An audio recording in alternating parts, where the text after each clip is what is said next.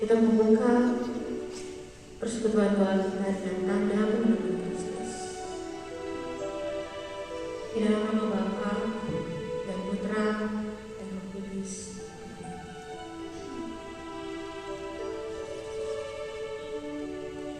Selamat malam Allah Bapa di surga. Selamat malam Allah Roh Kudus. Terima kasih Bapa. Kalau malam hari ini kami boleh ada di tempatnya. Sungguh kami bersyukur Bapa untuk anugerah Bapa. Karena Engkau telah memilih hadir di tempat ini. Karena bukan satu kebetulan, melainkan itu semua karena kasih-Mu yang begitu besar kami. Bapa,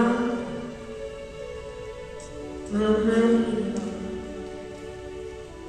kami rindu Bapa untuk bertemu dengan wajah-Mu. Kami rindu Bapa untuk merasakan kasih-Mu yang begitu besar. Kami rindu merasakan tinggal di hadirat-Mu. Kami percaya kalau malam hari hadirat-Mu ada di tempat ini. Biarlah Bapa Kau serai persekutuan doa kami dari awal, pertengahan, hingga akhirnya nanti. Biarlah kuasa-Mu saja Bapa di tempat ini. Kau penuhi kami, hati, pikiran, jiwa kami. Jangan ada kuasa lain selain kuasa Kristus. Biarlah Bapa Roh Kudus bekerja mulai sekarang. Kami percaya Roh Kudus sudah hadir dan selalu hadir untuk kami. Karena Engkau begitu mengasihi. Bapa, sungguh kami bersyukur Bapa, kalau kami mempunyai Allah yang begitu luar biasa dalam kehidupan kami. Engkau begitu mengasihi kami Bapa. Karena di dalam dunia ini Bapa, tiada yang seperti Engkau Bapa. Kasih-Mu yang begitu besar Bapa, begitu luar biasa Bapa. Kalau di dunia ini Bapa, orang terdekat kami pun dapat mengecewakan kami. Namun Engkau Allah yang begitu baik, tidak akan pernah mengecewakan kami. Karena tiada yang seperti kasih-Mu seperti sungai yang mengalir. Ini adalah ungkapan doa kami. Bersyukur tiada yang seperti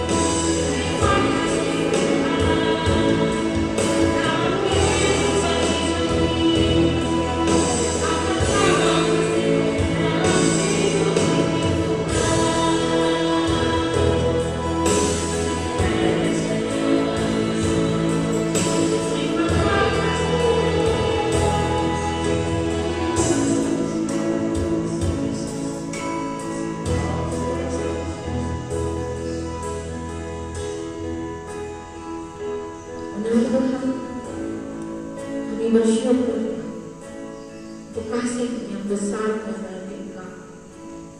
Terima kasih Tuhan, karena Engkau menjadi benteng keselamatan hidup kami.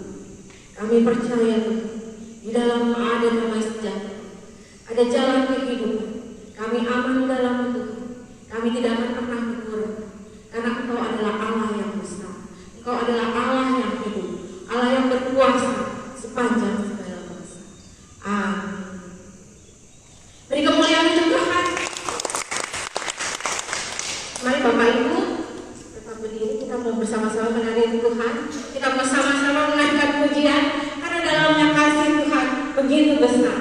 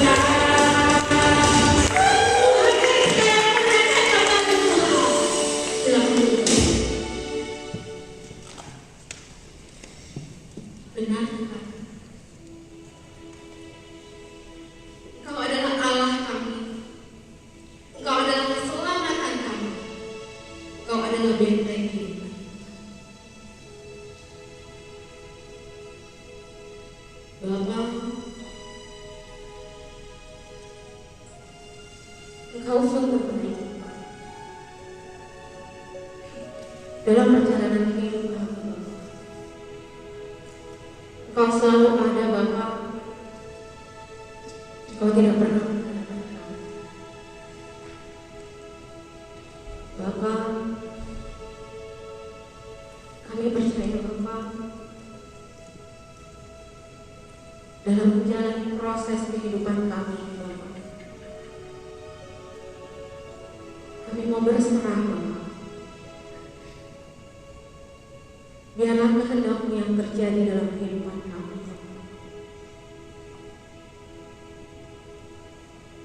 Karena ketika kami mengandalkan Engkau, Engkau yang akan membuka jalan untuk kami. Ketika kami menyerahkan segala persoalan, permasalahan hidup kami, Engkau akan ada. Engkau yang akan bertindak Bapa. Bapa, kalau mungkin dalam proses kehidupan kami Bapa, seringkali kami mengandalkan kekuatan kami. Seringkali kami berjalan Bapa dengan kekuatan yang ada pada kami. Terkadang dalam hidup kami berkata, kami berserah kepada-Mu. Namun seringkali perkataan itu hanya di mulut kami Bapa. Ketika kami mengandalkan kekuatan kami dan kami terjatuh Bapa, kami malah menyalahkan Engkau. Kami mempertanyakan Engkau di mana. Ampuni kami Bapa. Ampuni kami. Tapi malam hari ini Bapa, kami mau datang lebih lagi Bapa. Biar Kau yang bekerja, Kau yang mengangkat setiap kekuatan kami. Kami mau belajar Bapa untuk percaya lebih lagi kepada-Mu, karena Engkau adalah Tuhan yang tidak pernah mempunyai syarat apapun untuk kami Bapa. Karena Engkau Tuhan kami yang begitu besar dalam kehidupan kami. Kami mengagumi Engkau Tuhan. Kami mengagumi segala kebaikan yang Kau beri. Kami mengagumi Engkau Tuhan, Allah yang besar.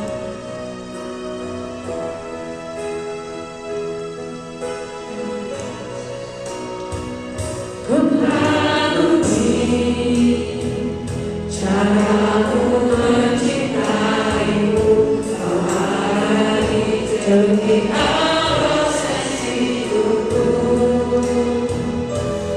Ini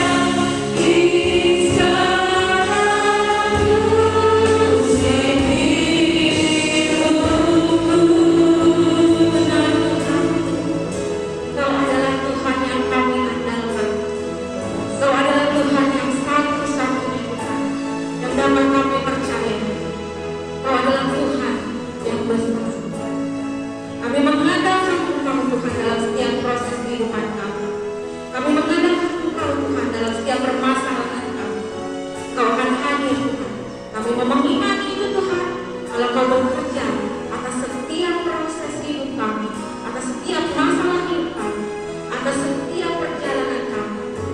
Dan saat ini Tuhan, kami mau bangkit berdiri dan kami mau menyatakan kebesaran Kau Tuhan, karena Engkau adalah Allah yang besar. Engkau adalah Allah yang besar. Saat kami berdoa, saat ku menyembah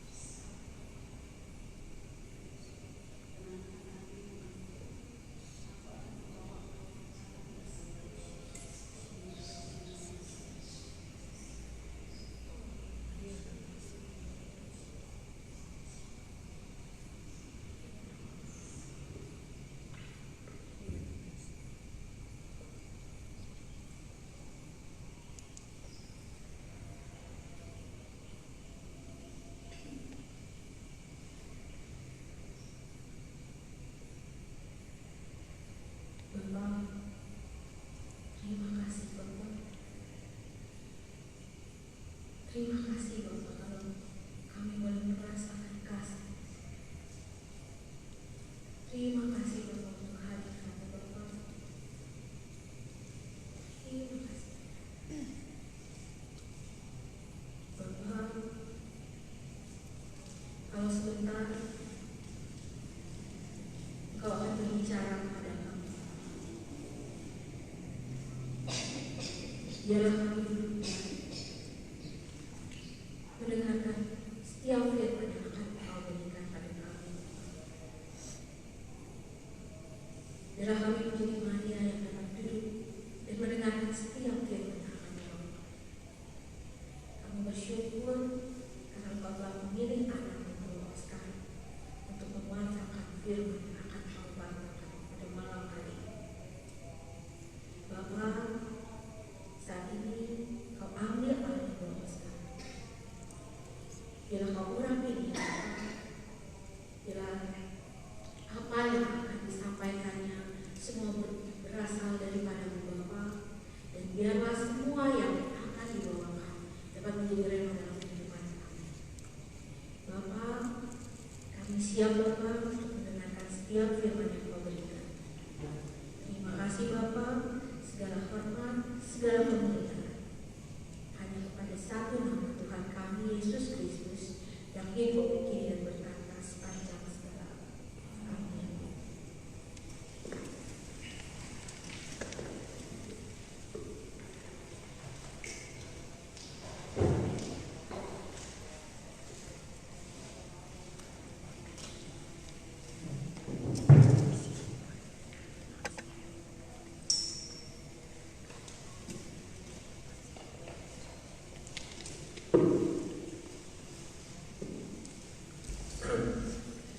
Shalom Bapak sekalian. Apa kabar hari ini? Luar biasa. Hari ini temanya adalah unconditional love. Kalau bahasa Indonesia artinya cinta tanpa syarat. Cinta tanpa syarat artinya cinta yang tidak penuntut. Cinta yang mau memberikan tanpa ada alasan yang pasti. Mau mencintai bukan karena dia ganteng, mau mencintai bukan karena dia memberikan kebaikan, ataupun bukan mencintai karena saya bisa mendapatkan sesuatu. Cinta tanpa syarat adalah cinta karena saya tahu ini adalah panggilan saya untuk mengasihi dia. Apakah cinta ini masih bisa kita jalankan? Masih bisa kita praktekkan dalam kehidupan saat ini. Amin. Kita tutup dengan doa. Tetapi sebelum kita masuk lebih dalam, pepatah mengatakan tak kenal maka tak sayang. Kalau udah sayang juga mohon maaf, pas udah nikah belum bisa nikah lagi. Perkenalkan, nama saya Oscar Benyamin. Saya berasal dari Paroki Santo Laurentius dan aktif melayani juga di PDPKK Santo Laurentius. Alias Bapak Ibu Santo Laurentius yang ada di Sukajadi dan PVJ. Apa yang diharapkan dari cinta? Apa sih harapan kita kalau kita ngomong cinta? Kalau kata seketika cinta ini kadang-kadang tak ada logika. Tapi minggu lalu mengutip dari kata-kata Titus Pak lalu jatuh cinta berjuta rasanya. Kalau udah jatuh cinta semuanya indah. Bahkan katanya air kucing udah rasanya kayak coklat kalau jatuh cinta. Kalau lagi jatuh cinta, semua jadi bersemangat. Kalau jatuh cinta, gak ada yang capek. Ngicar ada di Medan yang sekarang samperin. Terbang bolak-balik cuma buat gak bisa masuk 4 hari 3 malam demi cinta. Padahal terbang dari Bandung ke Medan berbalik. Demi cinta, semuanya mau dijalani. Demi cinta, kalau lagi jatuh cinta, apapun mau dikerjakan. Tapi masalahnya, Jatuh cinta itu cuma sesaat. Betul Bapak Ibu? Jatuh cinta itu sesaat, sisanya kita tanggung jawab. Dan kalau kita pelajari lebih dalam, ternyata jatuh cinta itu ada 4 tingkatan. 4 tingkatan dan mungkin kita pun bisa menjalankan, kita bisa merasakan dalam kehidupan kita sehari-hari. Pertama, level yang pertama itu adalah cinta eros. Cinta yang memandang fisik. Cinta yang muncul di dalam diri karena ada kelebihan atau ada sesuatu yang menarik dari orang lain. Wah, dia badannya perfect, tumbuh banget, jadi makin jatuh cinta, gitu ya. Wajahnya kalau senyum kayak Barbie, aduh jadi jatuh cinta. Itu adalah cinta eros. Cinta eros berlanjut menjadi teman. Aduh ini cantik sekali, saya bisa terbawa mimpi, pengen dong kenalan dengan dia, pengen dong jadi temannya dia. Itu pun mungkin yang kita rasakan ketika kita bersahabat, berkomunitas di dalam sebuah persekutuan Tuhan. Cinta filia, cinta pada sesama, konsep dari kasih persaudaraan yang menyatukan orang-orang yang percaya dalam kehidupan Kristen. Saya percaya di komunitas ini pun ada saling perhatian untuk sesuatu. Oh, kenapa nih? Si Oni udah lama nih, Bu Oni udah lama nih kamu coba dari Martinus. Itu apa? Kemana aja sih? Atau mungkin, aduh ini ada yang sakit, yuk kita bareng-bareng datang kunjungin, kita doain. Perhatian itu muncul, itu adalah cinta filia, cinta kepada sesama.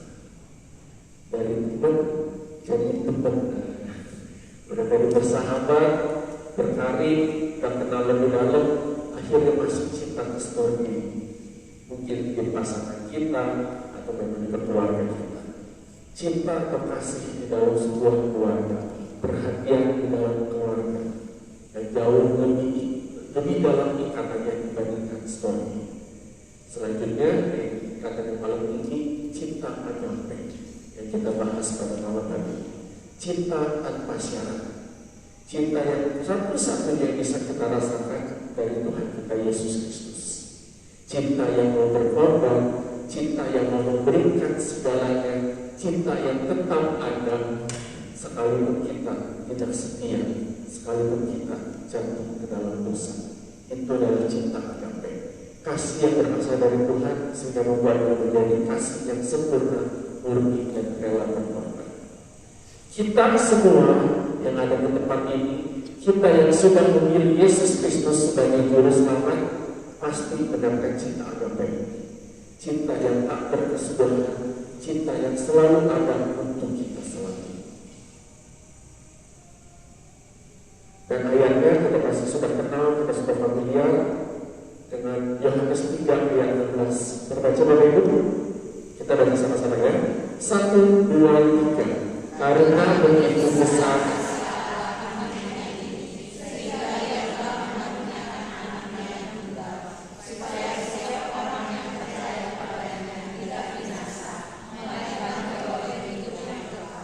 itu adalah bukti nyata cinta Allah, cinta Yesus Kristus kepada kita. Dia rela mati di kayu salib, dia merelakan putranya yang tunggal untuk mati di kayu salib untuk menebus dosa-dosa kita. Dosa kita sekalipun kita belum lahir, Yesus sudah disalib, dosa kita sudah diampuni sehingga kita ada jaminan bahwa kita akan kembali ke surga, bahwa kita adalah penghuni surga karena kematian di atas kayu salib. Itu adalah bentuk cinta yang tak bersyarat, cinta agape yang Tuhan berikan kepada hidup kita. Dan cinta yang Tuhan berikan ternyata tidak berhenti di situ saja. Cintanya membawa kita pada keselamatan yang kekal. Tetapi cintanya pun ternyata diberikan kepada setiap orang sekalipun dia jatuh ke dalam dosa.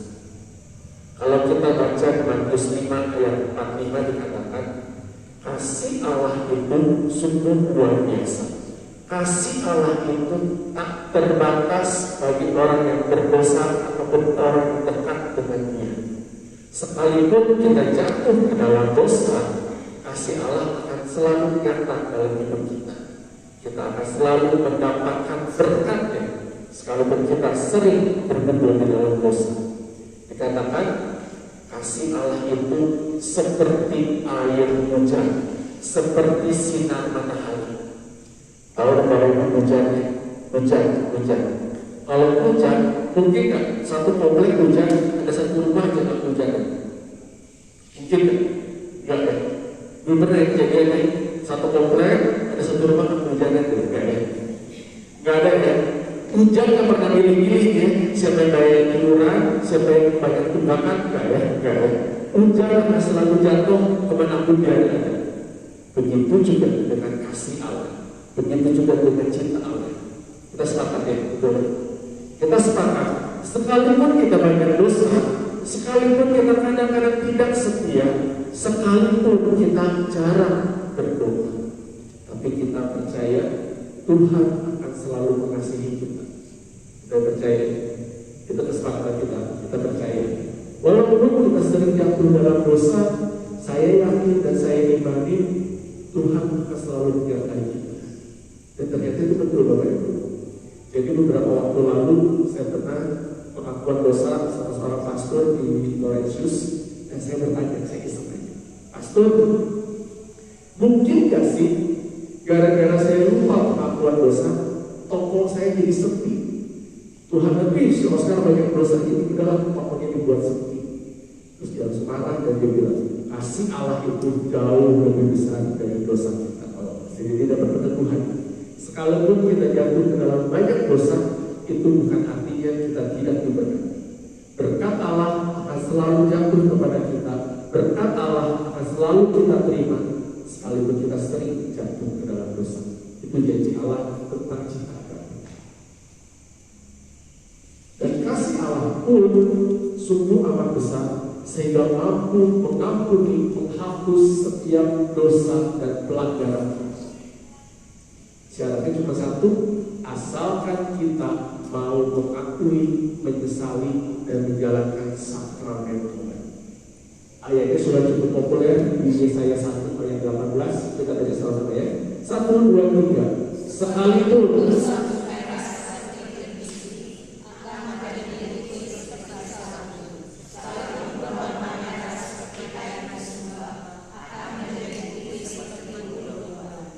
semua dosa, baik dosa besar maupun dosa kecil, pasti Tuhan mengampuni.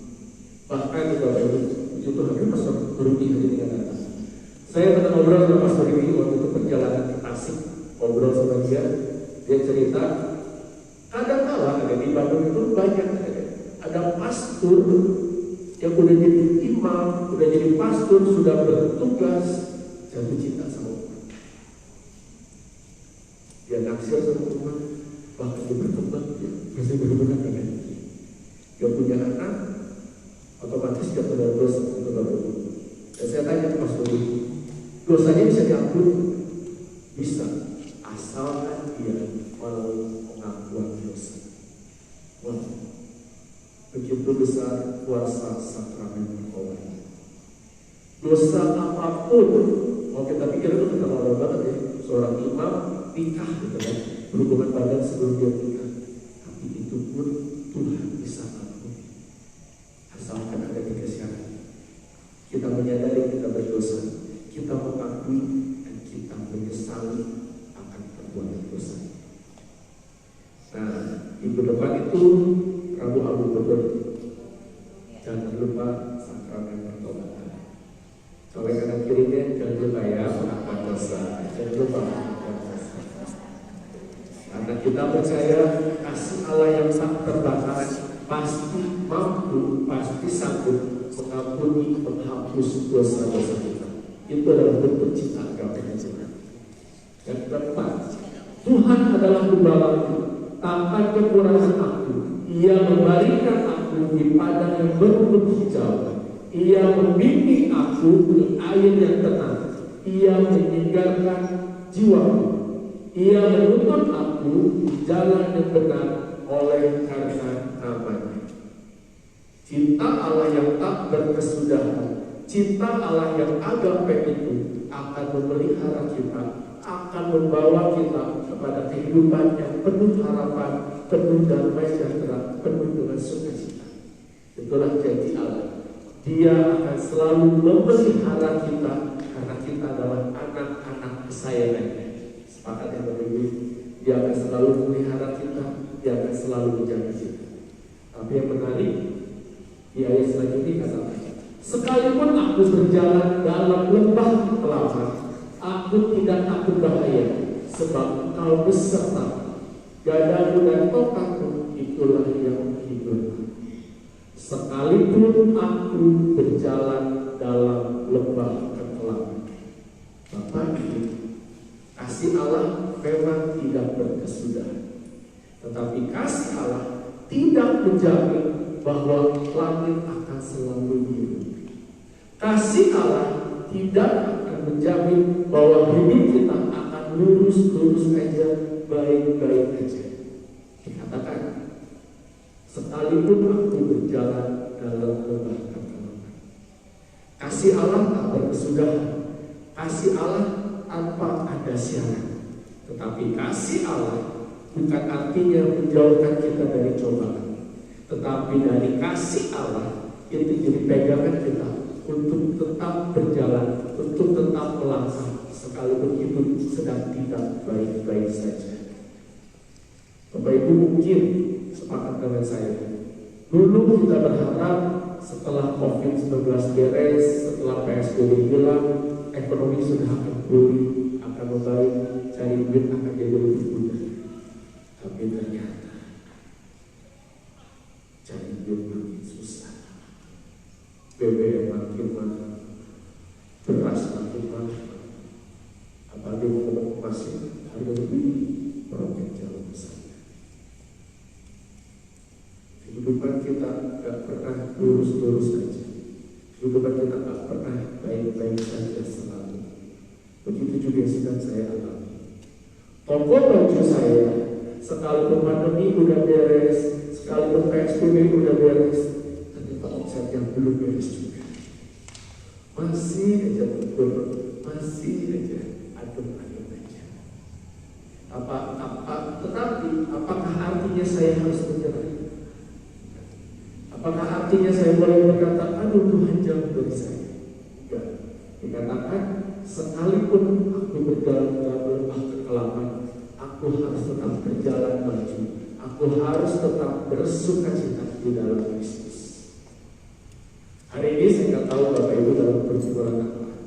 Mungkin ada dalam sakit penyakit, ada mungkin ada permasalahan dalam pekerjaan, atau mungkin ada gagal seperti saya, atau mungkin sedang ada konflik dengan keluarga. Itu bukan artinya itu jadi alasan kita untuk mundur, untuk berhenti, untuk menghindari komunitas kita. Tetapi justru sebaliknya, ketika hidup kita sedang kelam, ketika hidup kita sedang tidak baik-baik saja, disitulah saatnya kita menjadi saksi-saksi Kristus, menjadi saksi yang berkata, ternyata Tuhan membimbing saya, menolong saya untuk keluar dari jalan masalah ini. Karena dikatakan ini janji Tuhan, sehabis hujan pasti ada pelangi, sehabis gelap terbitlah terang. Itu jadinya Nabi, bukan Yesus Kristus. Setelah gelap pasti ada terang, pasti ada harapan. Dan harapan itu ketika kita berjalan bersama Tuhan. Itu janji Tuhan. Kasihnya yang abadi tidak akan menjauhkan kita dari cobaan, tetapi kasihnya yang abadi akan membawa kita kepada jalan keluar yang bersama Tuhan. Karena itu Bapak Ibu, Santo Padre Pio mengatakan, penderitaan adalah tanda bahwa Allah mengasihi. Melalui penderitaan, jiwa diberikan. Melalui kesengsaraan, melalui kesusahan, justru disitulah kita melihat kasih Allah yang sebenarnya. Di saat hidup kita sedang tidak baik-baik saja, ternyata disitulah kita melihat kasih Allah yang sesungguhnya. Mengapa dikatakan demikian? Karena di saat sengsara, di saat kesusahan, itulah titik celah bagi si jahat untuk menggoda kita. Yesus berpuasa 40 hari. Udah 40 hari puasa, bayangin apa yang dirasain? Lemes, lapar, sungguh pengen betul sih, jadi udah marah. Disitulah iblis masuk menggoda Yesus. Artinya apa? Itu peringatan untuk kita. Di saat kita sedang kesusahan, di saat kita sedang sedih, lagi marah, lagi galau, lagi sedih, lagi khawatir, ternyata disitulah saatnya si setan, si jahat menggoda kita, mengganggu kita. Dulu Yesus menggoda untuk mengubah batu menjadi roti. Jangan-jangan iblis juga mengganggu kita, menggoda kita untuk mengubah KTP menjadi pinjaman online. Waspadalah, waspadalah. Ada jerat iblis ada di mana-mana. Tetapi disitulah, di saat ada godaan, di saat ada gangguan si iblis, disitulah jiwa kita dimurnikan. Ketika si iblis menggoda kita, mana nih arahnya kita? Mau dengerin gangguan si iblis atau tetap berjalan di jalan Tuhan? Tadi kita sudah sepakat ya Bapak Ibu, kasih Allah tak berkesudahan, kasih Allah akan selalu ada di dalam setiap kita sedang kesusahan. Pertanyaannya, ketika kita sudah setia dalam pelayanan, ketika kita sudah setia hadir dalam komunitas kita di PD Martinus, apakah itu jadi jaminan bahwa cobaan akan menjauhi kita? Enggak, bisa salah. Apakah itu jadi jaminan bahwa hidup kita akan penuh dengan sukacita, baik-baik saja, jauh dari kesusahan? Belum tentu. Kenapa ibu begitu yakin? Kalau kita selalu mengandalkan Tuhan, kita juga butuh proses. Nah, kalau udah kita butuh proses, berarti kita harus mengandalkan Tuhan sepenuhnya. Jangan-jangan kesusahan itu adalah proses yang betul. Jangan-jangan kesusahan yang kita hadapi hari ini adalah proses yang Tuhan izinkan terjadi dalam hidup kita, agar kita jadi pribadi yang lebih kuat, pribadi yang lebih angkuh, pribadi yang lebih bijaksana. Makanya di Roma 5 ayat 35 dikatakan, kita baca sama-sama ya. Hari ini mungkin pas untuk kita semua. Roma 5 ayat 35 berkata, 1, 2, 3.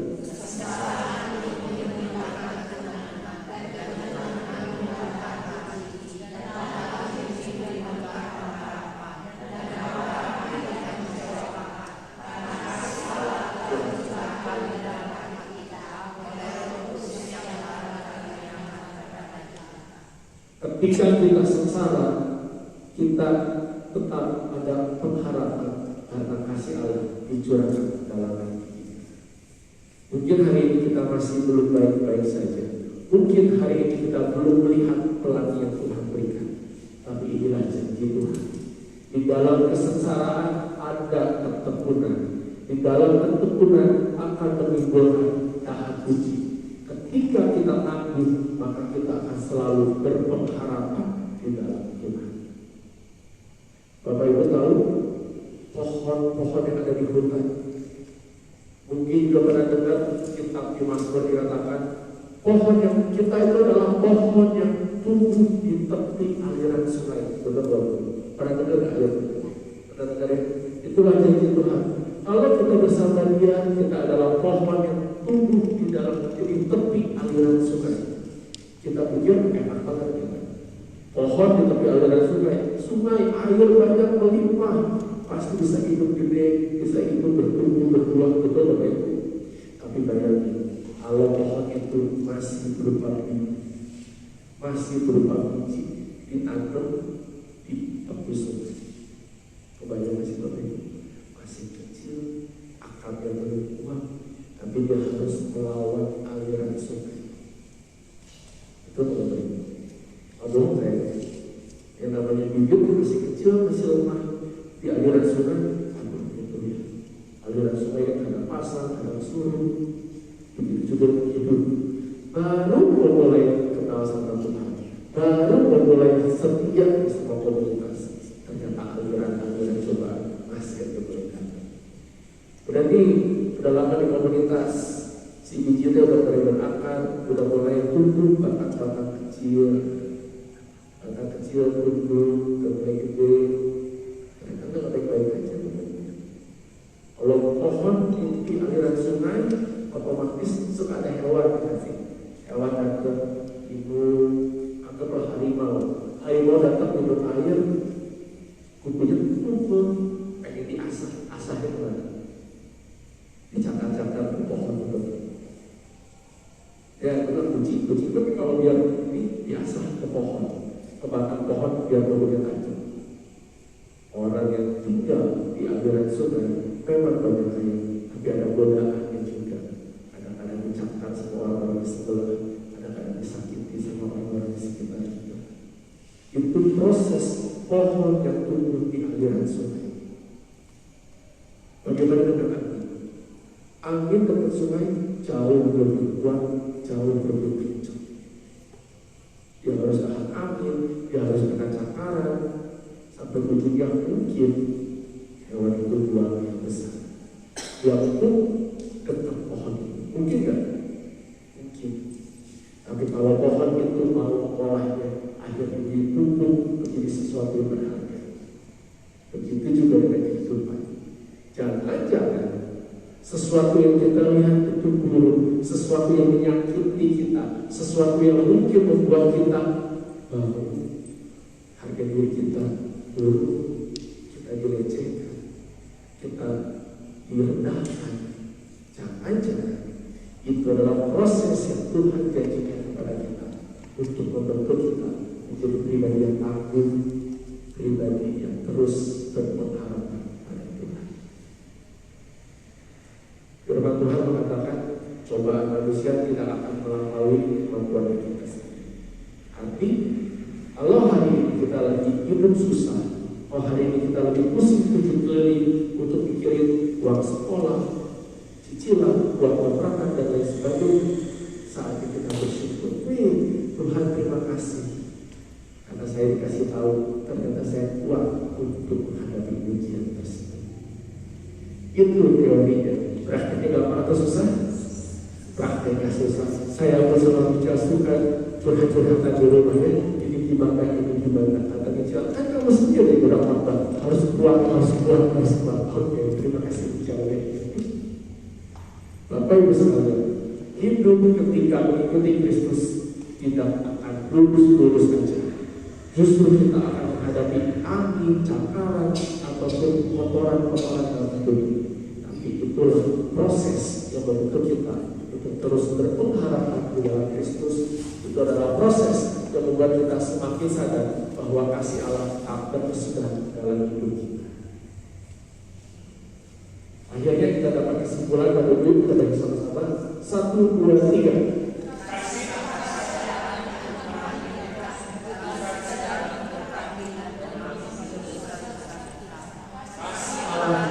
Membentuk kita menjadi makin tulus dalam hidup ini dan terus belajar untuk berpengharapan kepada setiap saat.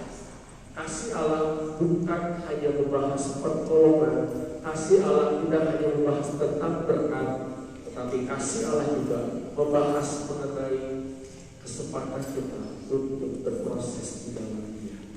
Kasih Allah juga berbicara tentang bagaimana kita tetap setia kepada Dia sekalipun ujian tidak pernah berhenti datang dalam hidup ini.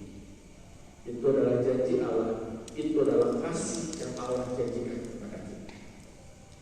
Selanjutnya pertanyaannya, apa yang bisa kita lakukan saat ini? Apa yang kita bisa lakukan ketika kita sudah menerima kasih Allah? Sebelum kita cari jawabannya, saya mau kasih sebuah video. Saya harap suaranya keluar lebih. Kita coba deh. Video ini memberikan gambaran apa bedanya cinta agape dengan cinta modern. Berduduk. Oke. Kita lihat bedanya cinta modern dengan cinta agape. Yuk. Pakai cuek, yang penuh. Tapi jangan sempat saya orang lihat, friend. Saya keluarin ini. kita keluar lagi yang di tangan kiri. Oke, kita keluar seperti ini. Terus bonus ini ada. Ya, gimana? Saya usah kita sebut namanya. Oke. Ya, jadi seperti itulah. Ya, teman-teman, seperti itulah. Ya, kadang-kadang semua keluarga ya. Di saat kita punya sesuatu, mereka datang tanpa kita. Jadi kalau kita nggak punya apa-apa teman-teman, kita minta tolong teriak-teriak teman-teman, nggak akan mau datang, nggak peduli. Sama lah kayak ini. Karena kau, saya mau panggil kau datang. Udah tengah dulu lagi, dulu namanya seperti itu. Kalau kamu berapa kali nggak kenal, saya nggak. Gimana hak cinta kita? Kita cinta pada Tuhan, setia dan semangat melayani sesama pada saat banyak berkat, atau apapun situasinya kita setia pada Tuhan. Kalau kita semangat, kita bersuka cita pada saat pelayanan, pada saat banyak berkat, jangan-jangan kita bohongin. Kalau apapun situasinya, bagaimanapun keadaannya, saya setia menjawab panggilan Tuhan. Itulah kasih agape dan Tuhan harapkan dari kita. Di mana posisi kita? Monyet atau agape? Boleh kanan kiri, jangan jadi monyet ya.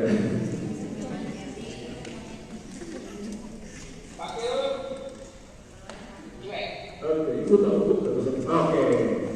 Nah, inilah ayat kunci kita di Yeremia 31 ayat 3. 1, 2, 3. Aku mengasihi kau dengan kasih yang kekal, sebab itu inilah janji Tuhan. Kasih Dia akan selalu kekal, kasih Dia akan selalu ada, kasih Dia akan selalu tercurah untuk kita semua. Pertanyaannya, inilah janji Tuhan. Kasih Allah akan selalu tercurah dalam hidup kita. Ibaratnya sebuah teko. Kasih Allah itu air, Dia akan selalu mencuri itu air untuk isi teko.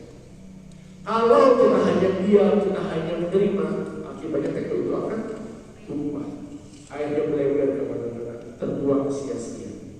Kita adalah teko-tekonya Tuhan yang menerima kasih Allah yang tak berkesudahan.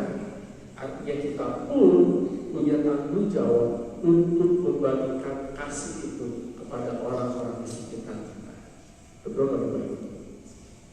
Kasih Allah akan selalu meliputi, dan saatnya kita meneruskan kasih itu kepada orang-orang di sekitar kita.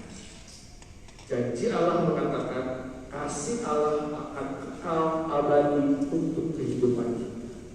Pertanyaan, apakah kita pun selalu kekal abadi terus-menerus berbagi kasih kepada orang-orang di sekitar? Apapun keadaannya, apapun situasinya, ujungnya Tuhan Yesus. Benar kan? Kita selalu berbagi kasih kepada orang-orang di sekitar kita. Benar kan ini? Oleh dari berbagai orang Martinus yang bergerak karena malaikat, saya percaya selalu siap memberikan kasih kepada setiap orang yang berhubung, termasuk orang yang sudah menyakiti kita. Apakah kita tetap mau membagikan kasih kita kepada orang yang sudah mengkhianati kita? Apakah kita akan tetap mengasihi orang-orang yang sudah merusak masa depan kita? Apakah kita tetap harus mengasihi orang-orang yang sudah mencuri waktu kita, harta kita, kekayaan kita, kesehatan kita? Firman Tuhan mengatakan kasih Allah harus kita curahkan terus kepada orang sekitar.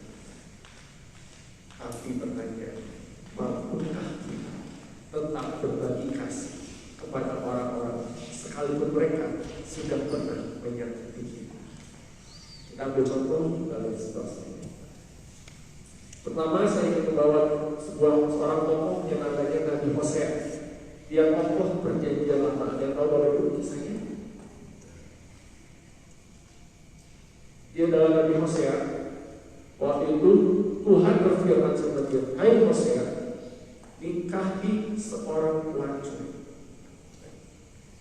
Seorang pelacur dinikahi sama seorang nabi yang derajatnya rendah, yang dihina banyak orang, tiba-tiba diangkat untuk menjadi seorang istri dari seorang nabi Hosea. Dinikahi, punya anak 3, hidupnya stabil, hidupnya baik-baik saja. Si pelacur itu namanya Gomer bosan.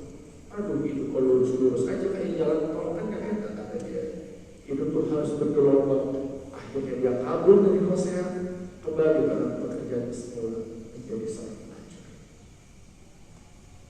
Kembali melacur, tapi apa yang dikatakan Tuhan kepada Hosea? Pergilah lagi, cintailah perempuan yang suka berzina dan berzina, seperti Tuhan juga mencintai orang Israel.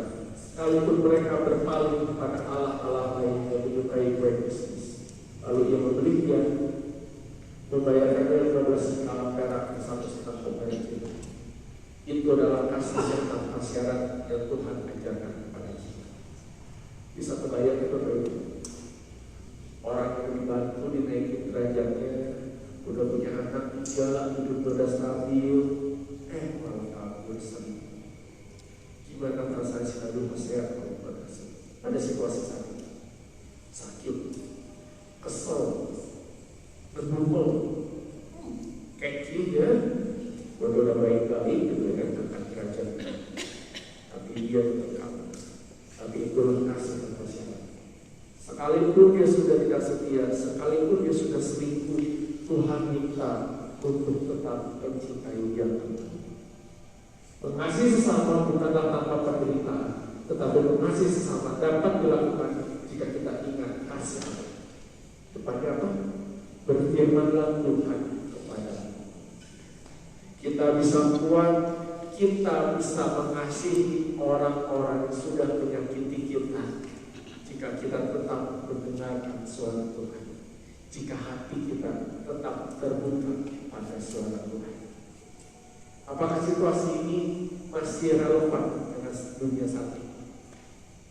Masih relevan kalau masih bisa terjadi kan untuk dunia saat ini? Ternyata masih terjadi. Saya kenal dengan sepasang suami istri. Pasangan suami istri masih muda ya, saya katakan demikian. Dia sudah punya anak 1, hidupnya sudah baik, stabil. Tiba-tiba hadir seorang pria idaman lain. Pria idaman lain yang cukup akrab dengan mereka berdua. Saking akrabnya akhirnya ada sesuatu yang tidak baik, sesuatu yang dikatakan lebih cinta. KTM lah ya, teman Nabi menginap di rumahnya. Akhirnya tidak baik-baik saja. Istrinya lebih senang, lebih bahagia, lebih suka cita sama pria idaman lainnya itu. Suaminya dimarah-marahin itu. Selama COVID terus terjadi seperti itu. Tapi luar biasa Bapak Ibu, teman saya laki-laki ini tidak menyerah. Dia tidak usir pria idaman lain itu, dia tidak menceraikan istrinya, tapi dia terus berdoa menanggung harapan kepada Tuhan. Berdoa 2025 pria idaman lain hilang dari hubungan mereka. 2025 mereka pun kembali berdamai, kembali bersatu menjadi pasangan suami istri dan boleh kembali ke dalam komunitas tanpa amarah, tanpa ada visi atau orang juga, hanya berdoa dan berdoa. Ketika kita mendengarkan firman Tuhan, kasih Allah yang tak berkesudahan ternyata mampu berbuat apapun di luar dugaan kita.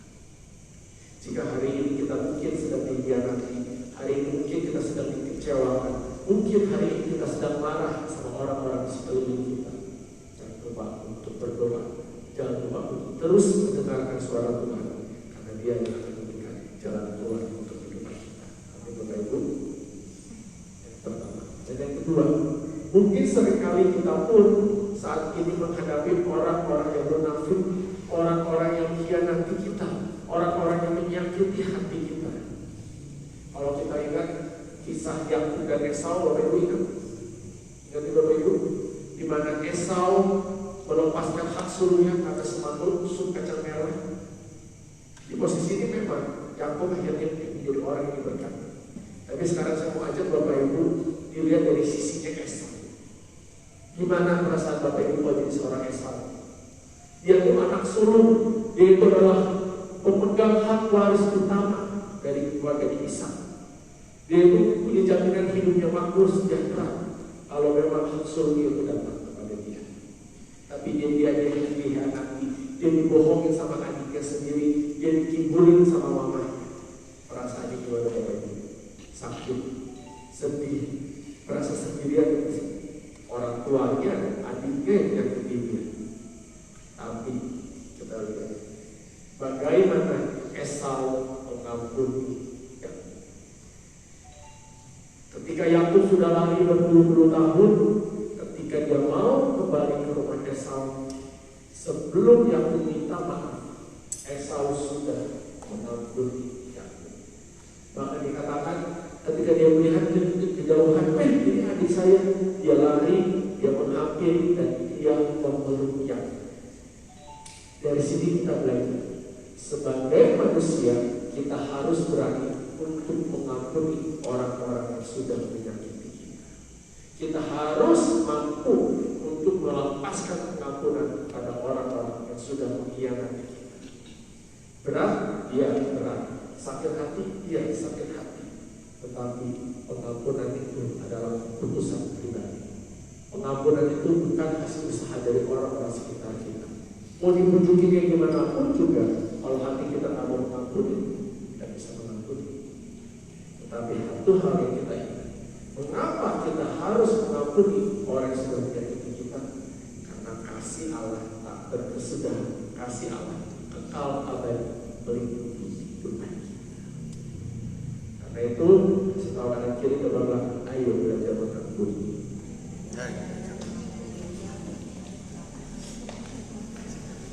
Seorang tokoh agama mengatakan, mencintai berarti menjaga lelah. Cintailah apapun dan hatimu pasti akan terperas dan mungkin hancur. Bapak Ibu di sini yang punya hewan peliharaan, kucing ke anjing ke boleh. Ketika kita miara kucing, apakah ada jaminan kita tidak akan dicakar? Tidak. Pasti ada kemungkinan dicakar. Yang namanya suatu tindakan, suatu keputusan pasti ada konsekuensinya. Betul-betul. Miara kucing harus siap untuk dicakar. Mengasihi sesama betul harus siap untuk disakiti. Harus siap untuk hatinya diperas, hatinya kesel. Aduh mana hatinya udah salah dengan hidupnya. Tapi itulah kehidupan. Apapun situasinya kita harus belajar untuk tetap setia. Setuju Bapak Ibu? Pertanyaannya, kita yang ada di sini tuh orang yang setia atau bukan? Percayalah, kita semua adalah orang-orang yang setia. Bapak Ibu di sini sudah menikah lebih dari 5 tahun, boleh katakan ya? Yang sudah punya pasangan lebih dari 5 tahun? Oke, katakan. Udah dari biasa. Harus setia. Gak enak kalau satu komunitas yang lalu. Ternyata Bapak Ibu, kita sudah belajar untuk setia dengan keputusan kita. Sadar nggak sadar ternyata kita tuh orang-orang yang sudah belajar untuk setia, itu adalah Bapak Ibu. Sekalipun suami saya orang yang mesin rusak setiap malam mau, tapi tetap tuh awalnya itu karena kita sudah belajar untuk tetap setia dengan keputusan yang kita. Boleh baca kita berat diri kita sendiri. Harga kita. Bapak Ibu itu adalah orang-orang yang luar biasa. Bapak Ibu itu adalah orang-orang yang sudah setia dengan keputusan yang diambil. Kenapa bisa setia? Karena kita tahu Tuhan yang menyertai, Tuhan yang memberikan kekuatan kepada kita. Dan inilah tugas kita benar. Mengapa kita harus tetap setia? Mengapa kita harus tetap berbagi kasih kepada orang-orang di sekitar kita? Karena itu adalah bagian dari kita untuk menjadi saksi Kristus. Ketika hidupmu diselamatkan, jadilah saksi Kristus. Kita semua sudah diselamatkan, kita semua sudah ditebus dosanya. Jadilah saksi Kristus dengan tetap setia, dengan tetap mengasihi, dengan tetap menolong orang-orang di sekitar kita. Itu adalah jalan kita untuk menjadi saksi-saksi Kristus. Nah, di dalam contoh yang terakhir Yohanes Paulus kedua di tahun 88 yang kemarin kita berada di lapangan di Roma, di lapangan Petrus, tiba-tiba dia ditembak, nyawanya hampir tidak selamat. Tapi karena dia gerak cepat pertolongan Tuhan, akhirnya dia boleh selamat, boleh sembuh, boleh dipulihkan. Dan apa kita akan pertama yang dapat oleh Yohanes Paulus kedua setelah dia sembuh, dia datang menghampiri penembaknya.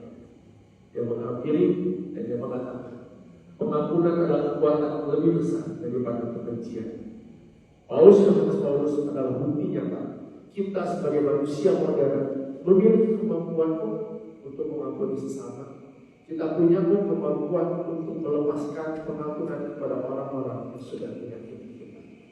Dan yang luar biasanya dikatakan, si penembak ini akhirnya menjadi seorang apostola. Dari yang penembak, akhirnya menjadi seorang pengikut Kristus. Kuncinya satu, karena dia diampuni oleh Kristus. Ada yang di Roma 12:21 dikatakan, janganlah kamu kalah terhadap kejahatan, tetapi kalahkanlah kejahatan dengan kebaikan. Tugas kita ternyata hanya satu, terus berbagi kebaikan, terus berbagi cinta kasih Allah kepada orang-orang yang ada di sekitar. Nah, terakhir saya khawatir untuk telat sedikit ngobrol dari 4 menit. Saya mau cerita kesaksian saya. Awal mula kenapa saya punya modal untuk hal ini. Jadi Bapak Ibu di tahun 2020 mungkin saya sudah pernah cerita bagaimana saya kenalan sama Micha. 2020 pokok lagi sepi, tapi ada wanita yang ingin saya nikahi. Modalnya dari mana? Betul Bapak Ibu. Dan puji Tuhan, udah kenal Micha, Tuhan buka jalan. Papa saya punya sebuah properti, punya tanah di daerah Cimahi sana yang sudah bom 25 tahun lebih coba dijual, malah tiba-tiba pas lagi zaman COVID ada yang nawar, ada yang mau nego untuk beli tanah papa saya. Wih, pas banget ya, cocok banget ya. Saya ada modal kawin, tanah dijual, Tuhan bukan jalan. Tapi apa daya Bapak Ibu, sayang sekali pembeli tanah saya ini adalah seorang yang sangat pintar, sangat cerdik dan sangat pandai berkata-kata. Kita udah negosiasi harga, udah 2 bulan, akhirnya satu waktu kita sepakat, oke, tanggal sekian Bapak harus bayar DP. Masa kita tanggal sekian datang, dia bilang, aduh Pak, mohon maaf, uang saya terbatas, uang saya masih macet di tagihan-tagihan sebelumnya. Boleh nggak DP-nya saya cicil 3 kali? Saya pikir wajar ya, situasinya enak, cincai, kita kasih izin untuk boleh DP-nya. Tapi sayang sekali Bapak Ibu, 3 kali DP, 3 kali dia ingkar janji, 3 kali bayarnya telat. Akhirnya dia udah beres, masuk lagi cicilan pertama. Cicilan pertama sudah waktu-waktu. Bapak, jangan salah, jangan lupa, bulan depan harus bayar tepat waktu Pak. Jangan sampai perjanjian kita batal gara-gara Bapak ingkar janji. Oh ya siap Pak, akan disiapkan uangnya bulan depan. Waktu berlalu dan kebiasaan lama tetap terjadi. Dia ingkar, dia tidak bisa dihubungi, dia kagak ada kabar, saya sampai ke kantornya nggak ada. Hati mulai galau, pusing gitu kan, udah mulai marah, kecewa. Akhirnya karena dia nggak ada kabar, ada berita, kita putusin, kita pasang tutup malam. Tanah ini disegel, karena masih bayarnya berdunasi. Udah pasang, baru deh si Bapak itu muncul. Bapak itu muncul dengan permohonan maaf. Dia minta maaf, dikirim surat sampai ke 3 kali kepada kita. Namanya manusia, udah disakitin, nggak mau buka pintu maaf itu. Yang ini dong ya, saya nggak mau ditipu untuk kedua kalinya itu kan. Tidak ada maaf bagi mas. Ya akhirnya jika cerita biar dia gampang, dia memuluskan kehendaknya, dia kirim pria berjaket hitam, berkacamata hitam ke rumah saya. Dia mulai dikirim ancaman. Ancaman pertama, gagal, kita nggak keluar menemui dia. Akhirnya dia kirim pengacaranya bilang, Pak Oscar, perjanjian boleh dibatalkan, tapi kedua belah pihak harus ketemu depan notaris baru boleh ada pembatalan. Kalau diberi semangat untuk batal, karena itu memang perjanjian kita. Oke deh, kita atur waktu untuk ketemu dengan si pembeli itu. Nah, Bapak Ibu, oleh situasi kayak gitu, kita bagaimana keputusan? Kira-kira mau melanjutkan transaksi itu atau enggak? Mau dilanjutin atau berhenti di situ aja? Berhenti aja ya, daripada bikin pusing. Otaknya sama sedikit, dunia yang kecil, jangan pikir nanti. Kita pun sama, pemikiran seperti itu. Gak mau dibodoh-bodohin, kan keledai aja, nak jatuh 2 kali dulu kami sama. Kita kan dia, kita gak mau dulu orang dulu. Kita sepakat, kita berhenti dari perjanjian itu. Tapi, kalau saya luar biasa, sebelum kita ketemu dengan pihak pembeli itu, kita berdoa. Minta petunjuk Tuhan apa yang harus kita lakukan, keputusan apa yang harus kita ambil. Dan ternyata setelah kami selesai berdoa, jawaban Tuhan, ampuni pembeli, kasih kesempatan yang kedua untuk pembeli. Keluarga kami, notaris kami udah bilang, Bapak bodoh ya, kok Bapak mau ya lanjutin? Tapi gimana? Kita belajar untuk setia pada perintah Tuhan. Kita lanjutin. Dan puji Tuhan Bapak Ibu, dengan perjanjian yang baru, dengan kesepakatan yang baru, ternyata dia mencari bayar telat. Dan Bapak Ibu apa kita katakan? Pak, tahu gak sih? Saya itu kesulitan, saya itu gak punya uang untuk bayar cicilan Bapak. Dan ketika saya diskusi dengan teman-teman saya memberikan saran untuk kabur, untuk menghilang. Udah kabur aja. Oh, dia pun sudah mendapatkan keuntungan dari transaksi itu Bapak Ibu. Kenapa dapat keuntungan? Karena tanah saya, walaupun belum lunas, walaupun dia baru bayar DP, dia udah berani menjual ke banyak orang. Tanah saya belum beres, belum lunas, udah dibagi-bagi. Jadi sekian puluh akun dan sebagian akunnya udah dijual, sudah terjual, dia udah dapat uang. Pinter banget kan dia. Dia udah jual, dia udah terima duit, tapi dia belum bayar ke saya, ke kami. Tapi katanya, temannya nyaranin dia untuk kabur, temannya nyaranin dia untuk menghilang. Tapi katanya, tapi nggak tahu kenapa setiap malam, setiap dia habis sholat, dia selalu terbayang muka papa saya. Setiap dia mau tidur, dia ingat muka papa saya. Hingga akhirnya dia terbeban untuk kembali ke Bandung untuk bayar melunasi hutang yang dia keponakan. Bapak Ibu sekalian, saya percaya dia kenapa bisa terbayar muka papa saya bukan karena dia naksir sama papa saya, tapi karena Tuhan yang bekerja. Betul Bapak Ibu. Tuhan yang mengirimkan malaikatnya, Tuhan yang mengirimkan Roh Kudusnya, sehingga si pembeli itu terbeban untuk bertanggung jawab. Bayangkan Bapak Ibu, kalau saya tidak mendengarkan suara Tuhan, saya tidak belajar untuk mengampuni dan memberikan kesempatan yang kedua kepada Bapak Ibu. Uang yang punya, saya pun tidak tahu kalau Tuhan bekerja luar biasa membuat dia bertanggung jawab. Betul Bapak Ibu. Kuncinya satu, ketika kita berani mendengarkan suara Tuhan, ketika kita berani mengampuni sesama, ternyata disitulah mujizat boleh terjadi. Dan ini ayat yang ternyanyi pada diri saya. Ini adalah ayat yang membuat saya menjadi percaya kalau itu mengikut suara Tuhan tidak pernah sia-sia. Di Markus 16 ayat 18. 1, 2, 3. Tanda-tanda ini akan menyertai orang-orang yang percaya. Mereka akan memegang bola, dan sekalipun mereka itu meracun Allah, mereka tidak akan dapat celaka. Ketika kita setia kepada Tuhan, ketika kita percaya bahwa kasih Allah akan berkesudahan dalam hidup kita, kita tidak akan mendapatkan kecelakaan. Cobaan boleh silih berganti, tetapi pertolongan Tuhan akan selalu tepat pada waktu. Hari ini kita belajar mengenai mengasihi sesama. Hari ini kita belajar untuk meneruskan, melanjutkan kasih Allah yang tak berkesudahan dengan satu cara. Belajar untuk mengampuni orang-orang di sekitar kita.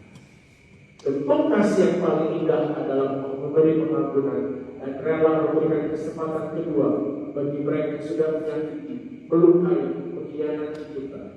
Hanya dengan belas kasih Allah saja kita bisa mendapatkan kekuatan.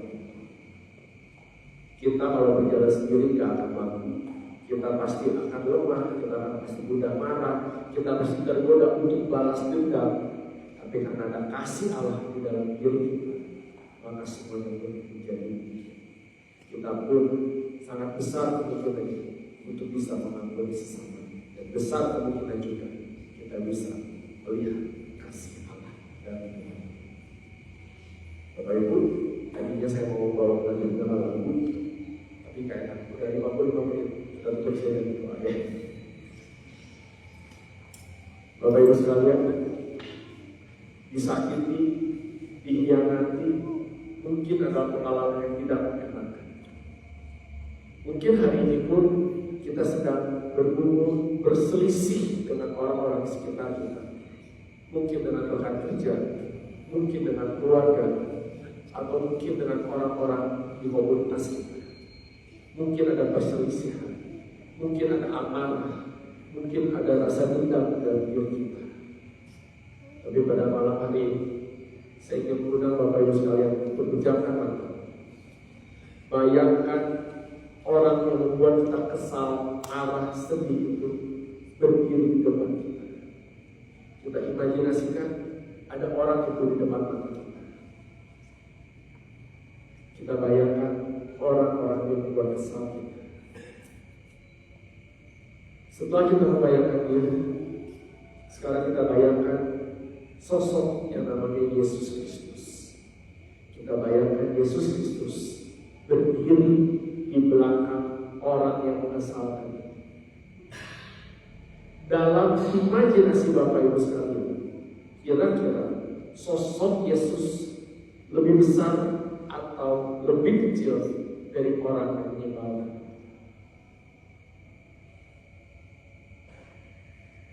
Jika Bapak Ibu beriman dan mengatakan Allah kita jauh lebih besar daripada orang yang mengesalkan, tapi kasih Allah pun jauh lebih besar dari amarah kita. Bapak yang baik, Bapak yang tahu, sungguh kami mengucap syukur untuk setiap kasih dan pemeliharaan. Kami berterima kasih pada malam hari ini. Kami boleh diingatkan kembali bahwa kasih-Mu terlebih besar, kasih-Mu selalu ada bagi kehidupan kami. Kasih-Mu terlebih besar dari permasalahan yang sedang kami hadapi. Kasih-Mu terlebih besar dari rasa dendam yang sedang kami rasakan di dalam kehidupan kita. Penuhi kami dengan Roh-Mu Tuhan. Penuhi kami dengan roh pengampunan yang hanya berasal daripada-Mu. Kami rindu dan kami senantiasa mau menjadi saksi-saksi, menjadi saksi kasih-Mu, dan dengan rela melepaskan pengampunan kepada orang-orang yang sudah menyakiti kami. Kami sadar Tuhan, kami tidak mampu. Kami sadar Tuhan, ini berat untuk kami jalankan. Tetapi bersama Engkau tidak ada yang mustahil. Terima kasih atas waktu-Mu Tuhan. Terima kasih Tuhan atas kesempatan yang Kau berikan kepada kami untuk mendengarkan pengajaran daripada-Mu. Biar setiap benih firman yang kami dapatkan pada malam hari ini boleh tumbuh di dalam diri kami, berakar dan berbuah, dan buah yang dapat kami bagikan kepada orang-orang di sekitar kami. Dan berilah kami keberanian untuk senantiasa menjadi pelaku firman yang sejati. Terima kasih Tuhan untuk komunitas-Mu. Terima kasih untuk persekutuan Roh Kudus yang terus memberkati orator Indonesia dan seluruh pengurusnya, agar senantiasa pimpinan, senantiasa kuasa-Mu boleh membawa umat-umat boleh semakin dekat dengan bahwa satu-satunya andalan hidup demi Kristus dengan pengantara. Terima kasih, Tuhan Yesus memberkati.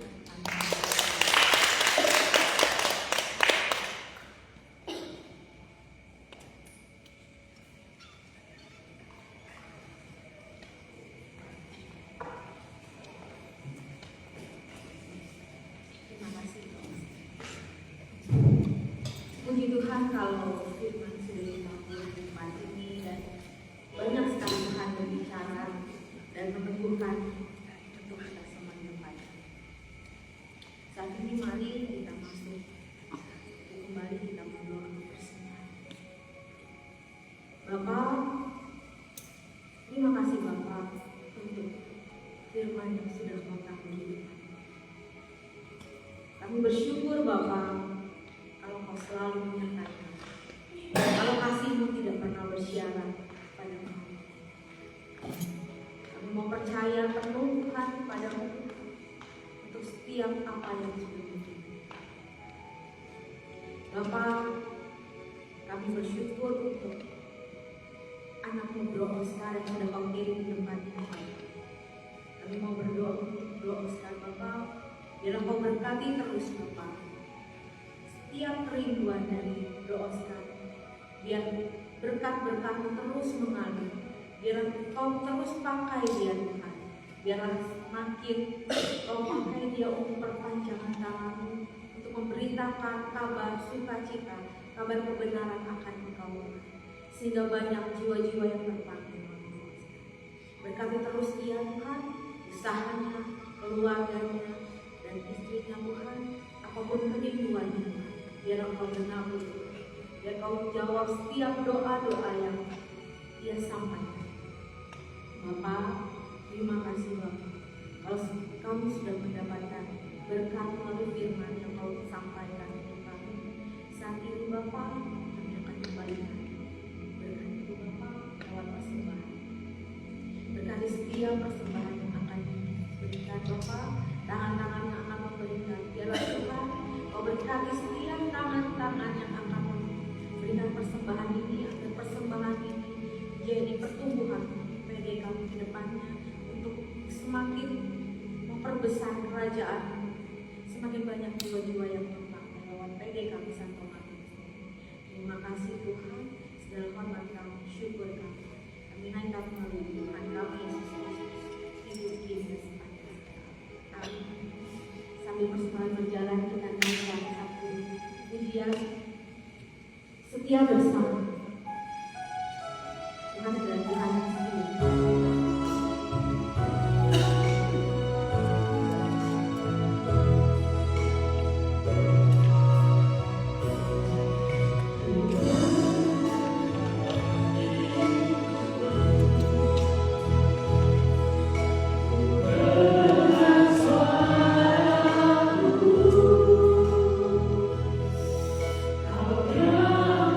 Yeah.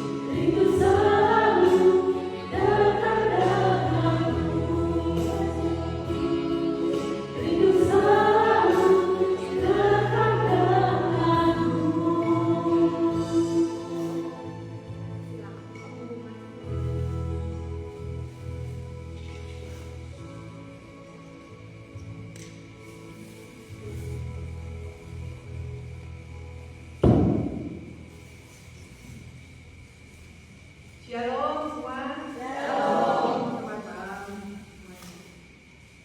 Untuk Bro Pasca, Indonesia, makasih sudah hadir di sini. Dari PD Matius, ucapkan terima kasih untuk kekuatan dan mantap banget, terima kasih. Untuk biasa kita hari Selasa ada doa syafaat. Kami mengundang Bapak Ibu semua untuk hadir untuk kita berdoa bersama. Untuk minggu depan kita akan dibawakan oleh sisi ini mengenai dengan tema berdoa. Kita sudah belajar untuk 2 minggu yang lalu jatuh cinta. Bagaimana kita merasakan jatuh cinta. Hari ini sudah diperjelas lagi oleh Bro Oscar bahwa kita bisa memberikan kasih pada siapapun, belajar untuk bisa mengampuni. Kasih yang tanpa syarat, cinta yang tanpa syarat. Nah, untuk minggu depan kita pasti menjalani kehidupan banyak liku-liku, luka-luka akan dibawakan oleh di sini. Mari Bapak Ibu semua untuk hadir kembali kita di depan.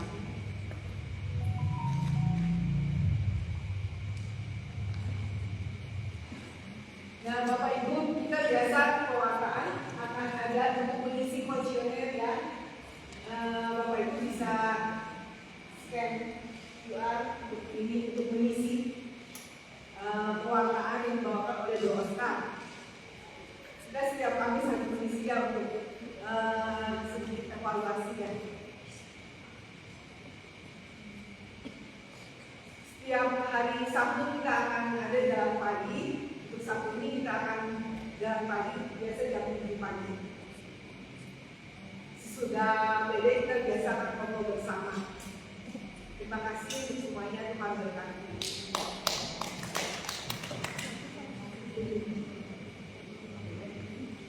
Bapak Ibu, mari saat ini kita mau duduk bersama doa kita sama-sama mengarahkan hati. Bapak, terima kasih Bapak. Kalau hari ini Kau sungguh bekerja atas kami Bapak. Terima kasih Bapak untuk firman yang sudah kami dapat Bapak. Ialah firman yang sudah kami dapat menjadi rema dalam kehidupan kami.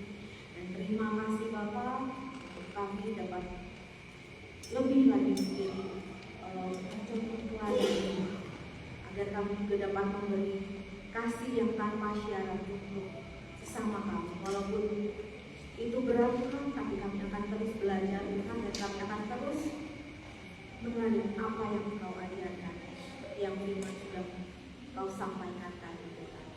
Terima kasih Tuhan. Kalau sebentar kami akan berpisah satu dengan yang lain. Jangan biarkan sukacita ini pergi daripada kami Tuhan, tapi biarlah sukacita ini kami bawa pulang untuk keluarga kami di rumah, untuk semua orang yang akan kami temui di depannya nanti Bapak. Biarlah sukacita damai Kristus selalu ada bersama kami, tumbuh di dalam kami, sehingga wajah Kristus nampak pada diri kami semua. Terima kasih Tuhan Yesus. Segala hormat kami, segala syukur kami naikkan ke dalam satu nama Tuhan kami Yesus Kristus yang hidup dengan berkata sepanjang segala. Amin. Dalam nama Bapa dan Putra dan Roh Kudus. Amin. Bapak Ibu, mari kita bangkit berdiri sama-sama bersukacita di dalam Tuhan.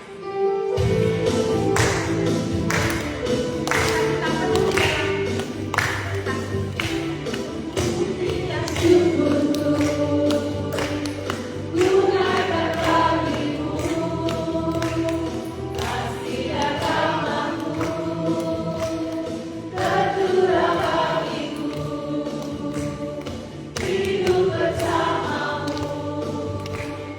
hidup kehendakmu.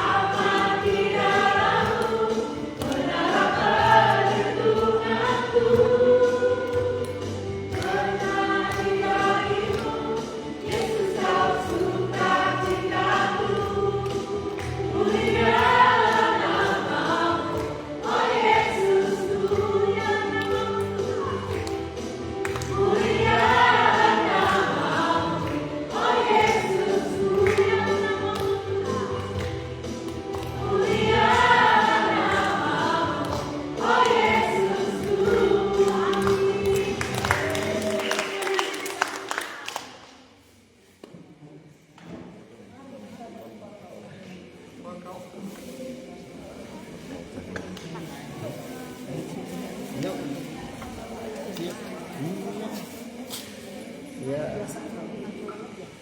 Ada. Iya, pakai lowongan. Sok, ini mau selesai. Selesaiin aja.